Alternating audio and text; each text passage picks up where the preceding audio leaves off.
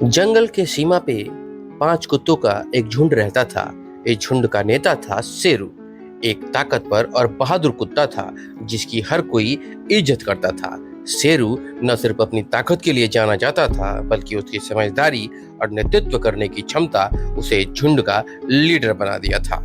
उसके साथ उसके 4 भाई थे, बबलू, चीकू, गोलू और राजू। शेरू हमेशा अपने भाइयों का ध्यान रखता था, खासकर राजू का, जो कि सबसे छोटा और नादान था।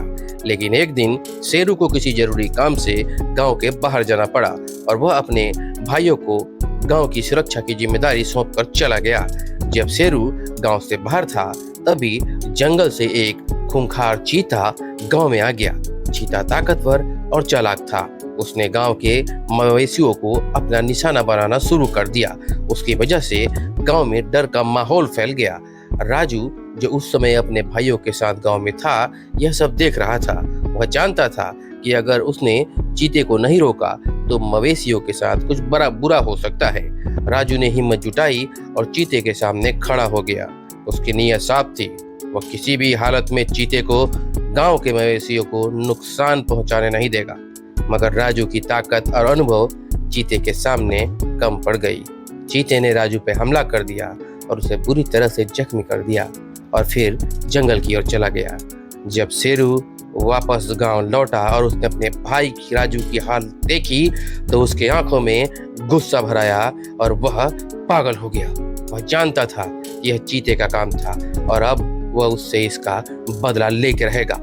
शेरू ने अपने बाकी भाइयों बबलू, चीकू और गोलू को बुलाया और कहा, अब समय आ गया है कि हम उस चूते के उसकी करतूत का मजा चखाएं।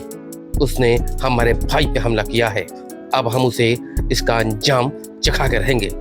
कुछ दिनों तक शेरू और उसके भाई ने चीते की तलाश में जंगल में घूमते रहे और उसकी हर गतिविधि पर नजर रखने लगे। फिर एक दिन शेरू को चीता दिखाई दिया। वह अकेला ही मवेशियों का पीछा कर रहा था। शेरू ने अपने भाइयों के साथ मिलकर एक योजना बनाई। जैसे ही चीता मवेशियों के करीब पहुंचा, शेरू और उसके भाइयों ने उसे चारों तरफ से घेर लिया और चीते ने उन्हें देखकर दहाड़ मारी। लेकिन इस बार शेरू और उसकी भाई पूरी तैयारी में थे। शेरू ने चीते पर छलांग लगाई। बबलू, चीकू और गोलू ने चारों तरफ से चीते को दबोच लिया। चीता बहुत ताकतवर था, लेकिन झुंड की एकता और शेरू की बहादुरी के सामने वह टिक नहीं पाया। शेरू ने चीते को जख्मी कर दिया, उसे लहूलुहान कर दिया, पर उसे मारा नहीं। उसने चीते की ओर देखते हुए कहा, ये तुम्हारा सबक है। अब कभी हमारे गांव और हमारे परिवार की तरफ देखने की हिम्मत मत करना, वरना अगली बार मैं तुम्हें छोड़ूंगा नहीं। चीता घायल अवस्था में वहां से भाग गया और फिर कभी लौट के उस गांव की तरफ नहीं आया। राजू, जो अब ठीक हो रहा था, शेरू की ओर गर्व से देख रहा था।